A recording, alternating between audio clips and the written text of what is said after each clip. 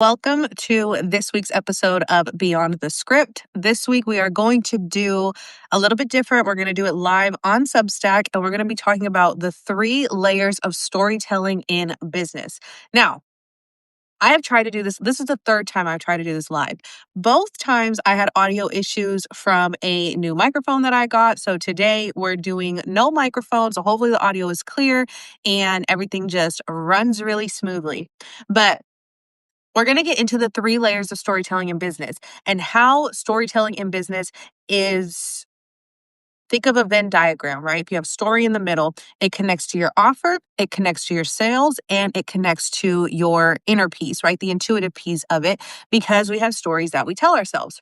So when we think about storytelling in business, a lot of what people think about is like captions, branding, just sharing more of your journey online, which is fine. That's a part of it for sure. That's a part that I personally believe is like necessary in business.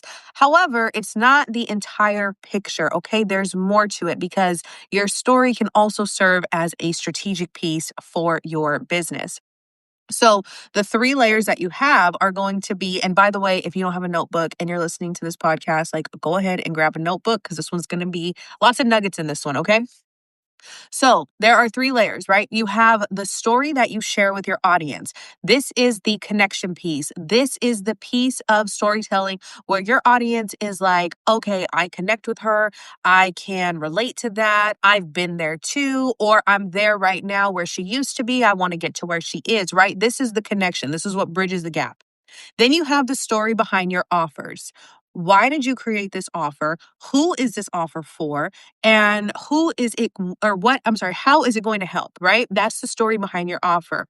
Then the other layer is the story that you believe about yourself. This piece is crucial because if we have limiting beliefs about ourselves, then that is going to show up in our business. That is going to show up in our offer. That is going to show up in our authoritative presence or lack of because of whatever story that we're telling, ourselves about ourselves. So let's break it down. First, let's get into storytelling as a strategy. So, storytelling as a strategy is mapping the point A to point Z. Okay? So, this is the connection piece like I mentioned a moment ago. This is the piece that you talk about your point A and you are then connecting to your audience who your offer is for at point A, right? Because what happens oftentimes is when somebody finds you online, they find you, they find your expertise, they find your business, they find your offer, they only see the current you, right? They only see the point Z you. They see the you that has it figured out. They see the you that is the expert that did all the things to get to where she's at. What they don't know is your point A. They do not know where you came from. They don't know how you got there. And some people it doesn't matter. Some people it doesn't matter. I'll be clear. But for those that it does, they don't know where you came from. They don't know how you got there. They don't know if they can do what you're doing too, especially if they have no sense of self concept, especially if the stories that they're telling themselves is that, things are difficult, things are not possible, whatever other limiting beliefs are coming out. If they're telling themselves those stories, if they're telling themselves those stories, then your point Z, where you're at right now, almost looks far-fetched. It's like, okay, well, that's good for her. She did it. I never can, right? But when you share your point A with them, when you share where you were before you were you now at the point Z, what happens is now they start to see themselves in you. Psychologically, humans are all connected, okay? This, like, the law of divine oneness says that humans are all connected. We are all interconnected. We all see pieces of ourselves in other people, right? And I know that's a hard law to grasp for a lot of people. It was for me. But the best example that I can give you about how we're all connected is I want you to think about when there's a tragedy going on somewhere else in the world, right?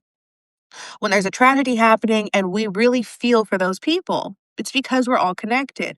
When we see something in somebody else, we see happiness in somebody else, and we feel the same level of happiness or excitement for them, it's because we're all connected. Okay. That's what really helped me to understand the law of divine oneness. The other piece that I'll say is if you see somebody that you can't stand, We're still connected. The pieces of them that you might not be able to stand, you might have some of that in you. I don't know. Not always, okay? Not always, but sometimes.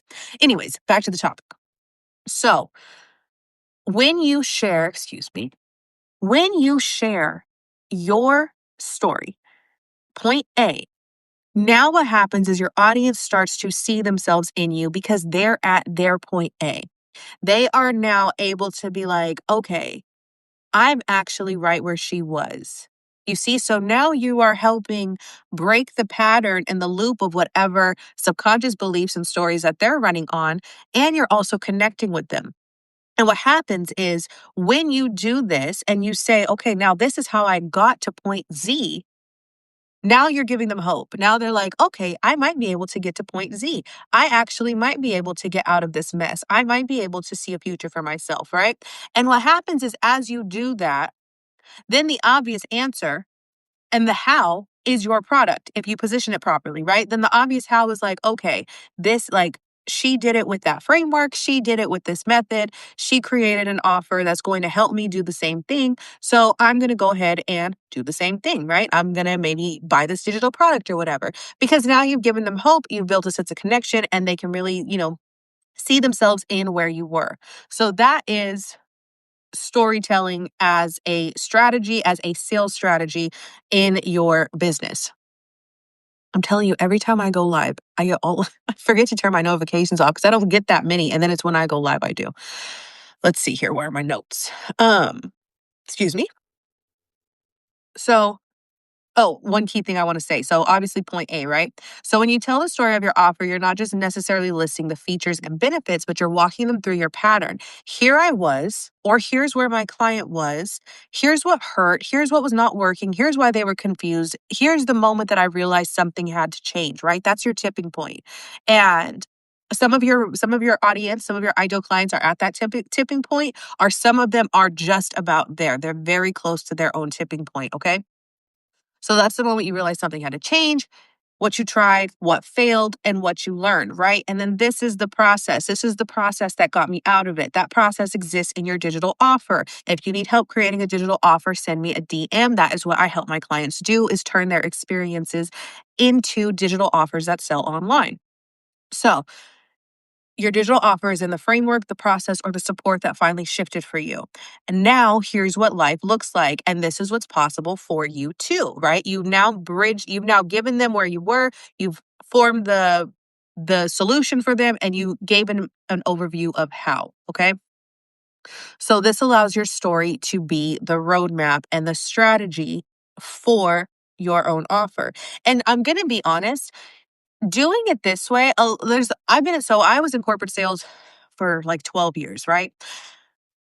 Obviously, you always want to tie back. One of the biggest things is you always want to tie back the sales to your buyer's needs, right? So, for example, I've sold cell phones, I've sold tablets, I've sold home security, I've sold cloud solutions, I've sold hoverboards, I've sold so many things.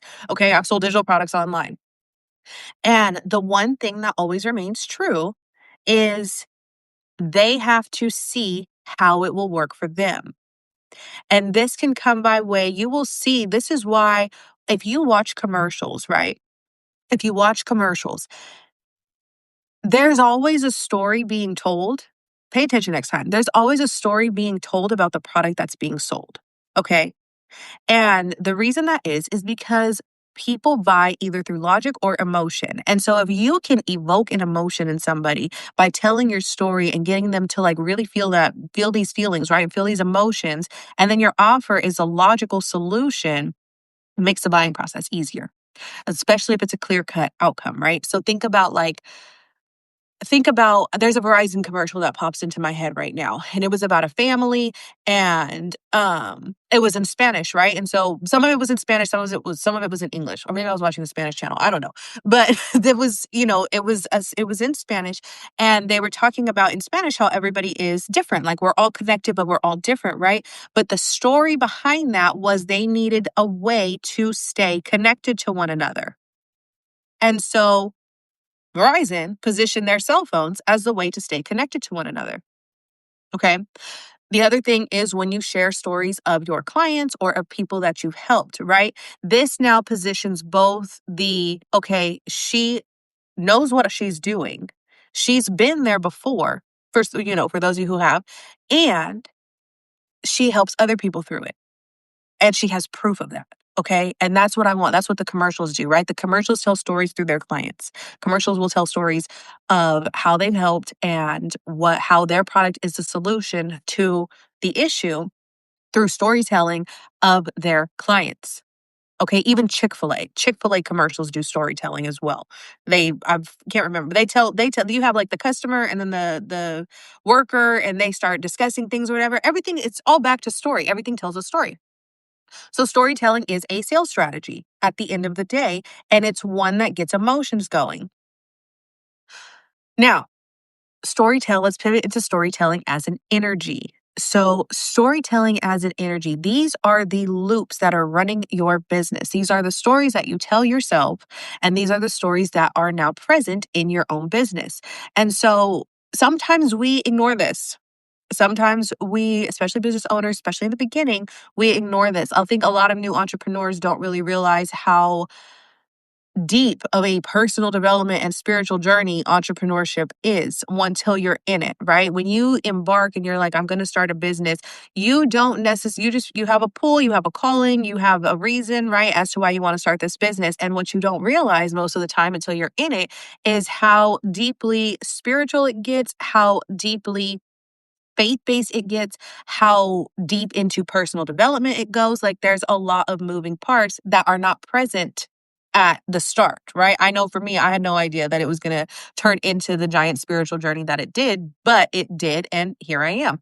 So with that, the storytelling piece as an energy, I want you to think about your initial thoughts as you get into, um, either creating an offer or going in on business or selling your offer or whatever it is, right? And I'm going to give you some examples of some limiting beliefs.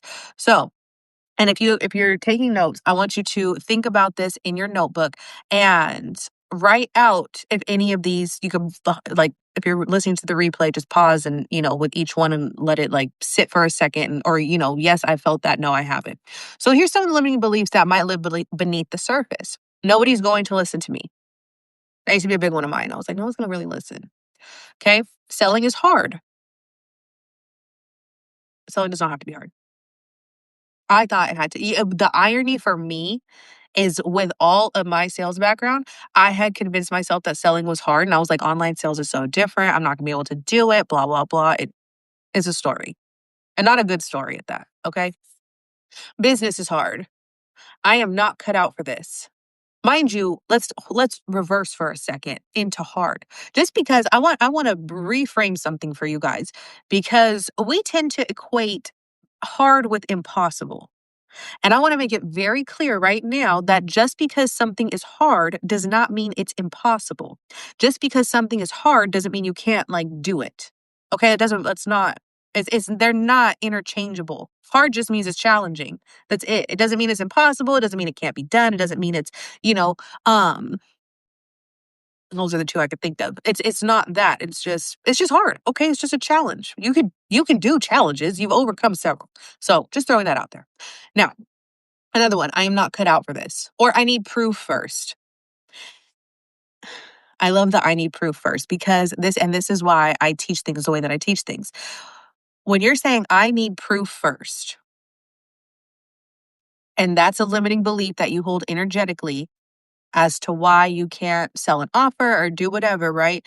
In business, this is where your own story becomes the proof.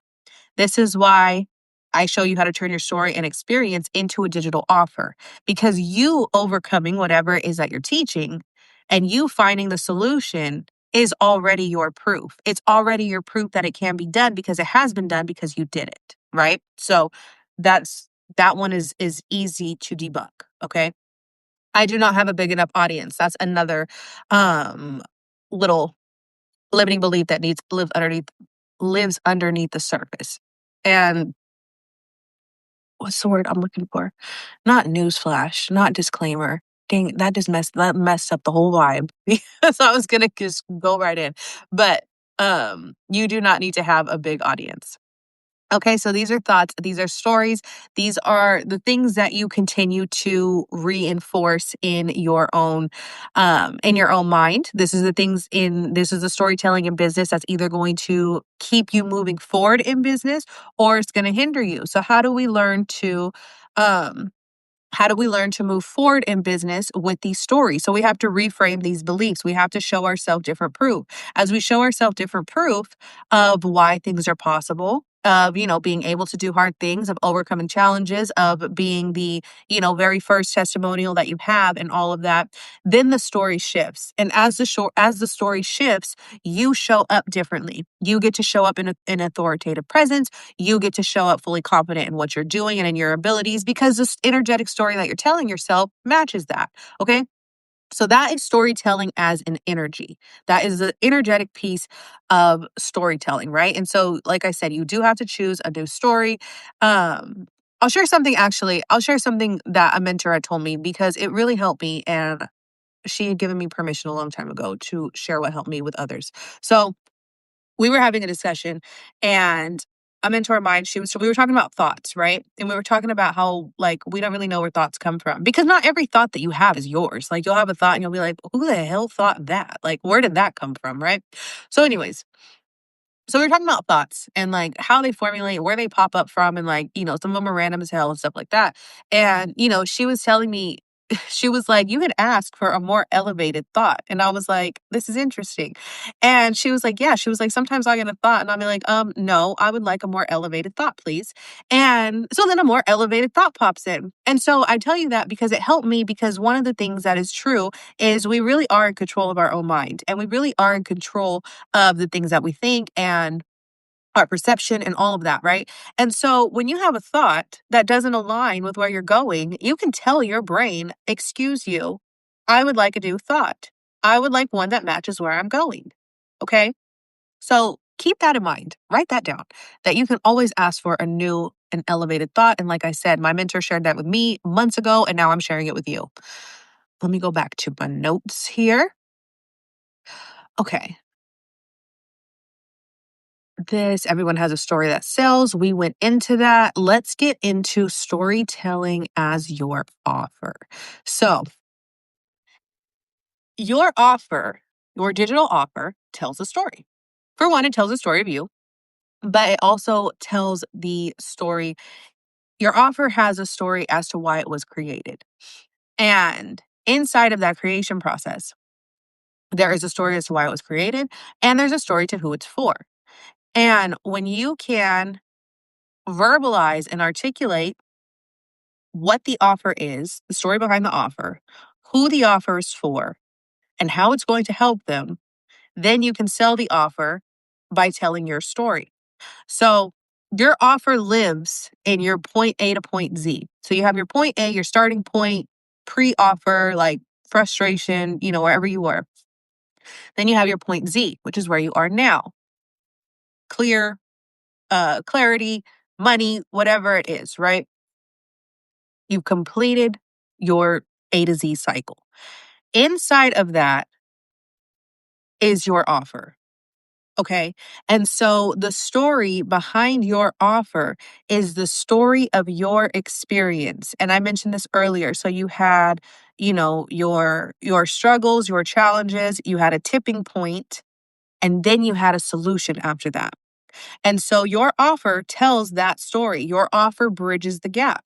And so when you have your offer that speaks to that bridge, and shows the clear pathway from point A to point Z, then when other people see that offer and they recognize themselves pre tipping point or right at the tipping point, then they know, okay, the story of this offer is actually what I need. This is a solution for me to get to the other side. Okay. So your offer also has a story. Excuse me. Let me see. I already said all that. So really, that is the whole brief training. Finally. third time's a charm. This better have good audio. Third time's a charm. So that is storytelling from the energetic standpoint, the offer standpoint, and your strategic standpoint. So the more that you can connect with your audience, and let me be very clear, storytelling to connect with your audience, that does not mean that you have to trauma dump. That does not mean that you have to you don't have to trauma dump to sell. You don't have to talk about the lowest lows and all of these things if it has nothing to do with your offer. You don't have to do any of that, okay? You still can use storytelling as a way to sell in your business and live a private life, okay? You can do that.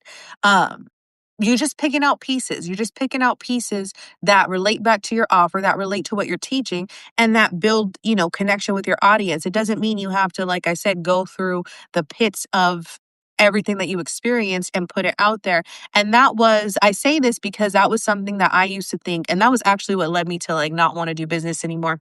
One of the things, back in 2021.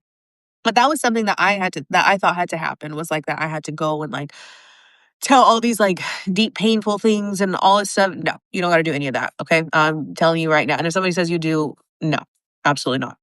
No. So, anyways, that is storytelling. That is the 3 layers of storytelling for your business.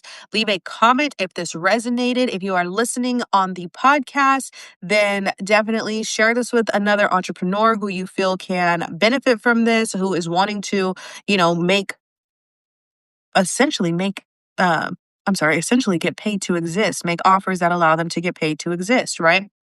Turn your lived experience into digital offers. You can also, if you have questions, if you are I'm interested in something like this, you can send me a DM on either Instagram or Substack at Nikki Lynn Mayo. Send me a DM and we can talk about different things or different ways that I can support you. And then the last piece that I'll have is I will put in a link to my self-study course, which is Digitalize Your Expertise.